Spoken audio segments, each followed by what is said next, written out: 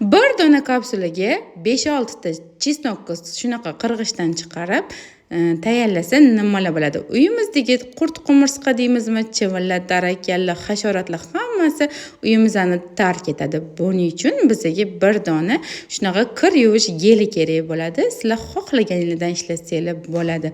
Suyuq gel ham bo'ladi qizlarjonlar, parashok ham даже bo'ladi. Ustidan 4-5 dona chesnokni shunaqa qirg'ichdan chiqarib yuboramiz va uni ustidan shaqillab turgan suvdan 1 stakan solib ustini 10 minutga dimlab qo'yamiz. Chunki ozgina sovib olish kerak va orada ozgina chesnoklar bilan gelni bir-biriga uyg'unlashishi kerak. Shuning uchun 10 minutga dimlab qo'yamiz. Va uni orasida men sizlarga korzinkadan zakaz qilgan narsalarimni ko'rsatmoqchiman. Menga chesnok kerak edi.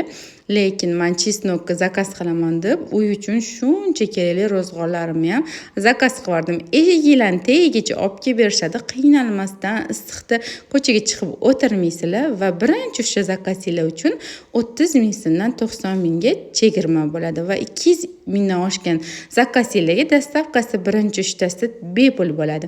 Ungacha 10 minut ham o'tdi va shunaqa idishga sitidan o'tkazib olamiz va patakoniylar deysizlar hamma joyga sepib shunaqa artib chiqasizlar.